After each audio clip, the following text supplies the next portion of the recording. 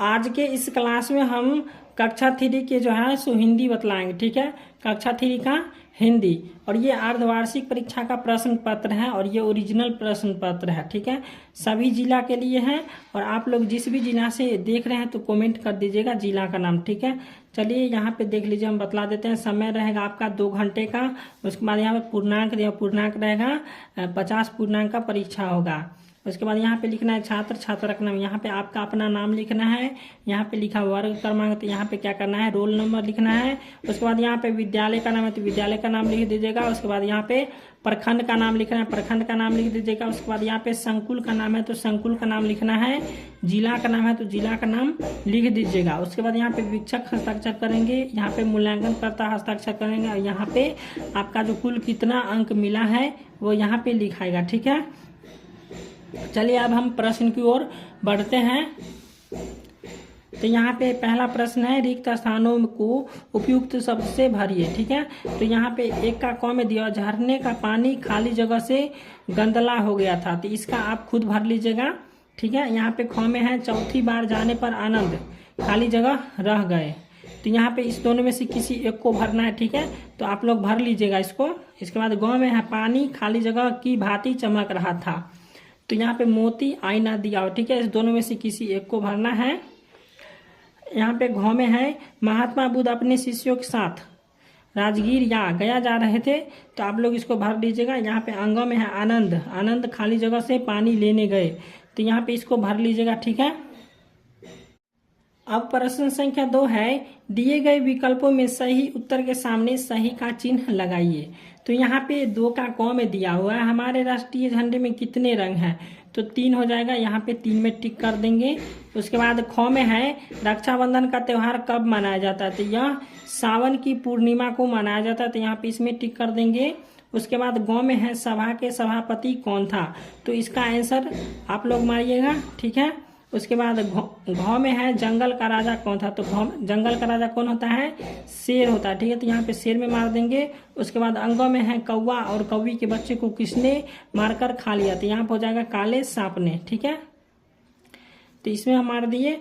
अब इस यहाँ पे 3 नंबर प्रश्न देखिए, 3 नंबर है, समान अर्थ वाले शब्दों को मिलाइए। यहाँ पे स्तंभ क है और यहाँ पे स्तंभ ख है, तो क को ख से मिलाना है। तो यहाँ पे 3 का 1 में है शोभा, तो शोभा को किस में मिलाया जाएगा। इसके बाद 2 में फुलवारी, तो फुलवारी को किस में मिलाया जाएगा, चलिए इसका बनाते हैं। फुलवारी का हो जाएगा फूल। ठीक है, फुलवारी में से चूंकि फूल प्राप्त होता है, नहीं फुलवारी का हो जाएगा बगीचा। ठीक है, उसके बाद पुष्प मिस होता है फूल, ये हो गया। उसके बाद यहाँ पे 4 में है इनाम, तो इनाम मिस हो जाएगा पुरस्कार। उसके बाद 5 में है पाँव, पाँव मिस हो जाएगा पैर। उसके बाद यहाँ पे 1 में है शोभा, शोभा क्या हो जाएगा सुंदरता। ठीक है, यहाँ पे फिर से देख लीजिए, फुलवारी का हो जाएगा बगीचा। ठीक है, चौथा प्रश्न, निम्नलिखित प्रश्नों का उत्तर लगभग 20 शब्दों में दीजिए। तो यहाँ पे 4 का क में, बब्बन ने स्कूल से भागकर कहाँ गया, या किस मौसम में फसलें खूब उगती हैं और पेड़ पौधे पर हरियाली छा जाती है। ठीक है, तो यहाँ पे इस दोनों में से किसी एक प्रश्न का उत्तर देना है। तो चलिए हम इसमें से एक प्रश्न का उत्तर देते हैं। इसका, किस मौसम में फसलें खूब उगती हैं और पेड़ पौधे पर हरियाली छा जाती है, तो इस प्रश्न का अभी हम हल करेंगे। तो यहाँ पे हम लिखे हैं, इस वर्षा ऋतु के मौसम में चारों तरफ हरियाली छा जाती है क्योंकि इस मौसम में निरंतर वर्षा होते रहते हैं, जिसके कारण जमीन को पर्याप्त पानी मिल जाती है और जगह जगह पेड़ पौधे झाड़ियाँ आदि उग जाते हैं। तो ये हो गया। अब यहाँ पे 1 नंबर प्रश्न है। ख नंबर प्रश्न है, भाई को राखी बांधते समय बहन क्या प्रार्थना करती है, या कौवे ने कौवी से घर छोड़ने की बात क्यों कही। तो यहाँ पे हम क्या किए हैं कि भाई को राखी बांधते समय बहन क्या प्रार्थना करती है, इस प्रश्न का हम उत्तर लिखे हैं। तो यहाँ पे देख लीजिए, बहन अपने भाई के कलाई पर रक्षा सूत्र बांधती है और उनकी लंबी उम्र की प्रार्थना करती है। ठीक है, अब 5वां प्रश्न है, निम्नलिखित प्रश्नों में से किसी एक प्रश्न का उत्तर लगभग 50 शब्दों में दीजिए। तो यहाँ पे 5 का 1 में, हमारे झंडे में जो चक्र है वह क्या बतलाता है, या जंगल में कौन कौन से चीज होते हैं। तो इस दोनों में से किसी एक प्रश्न का उत्तर देना है। चलिए इसको हम बतलाते हैं। तो यहाँ पे हम क्या किए हैं कि हमारे झंडे में जो चक्र है वह क्या बतलाता है, इसका आंसर हम लिखे हैं। ठीक है, चलिए यहाँ पे इसको हम बतला देते हैं।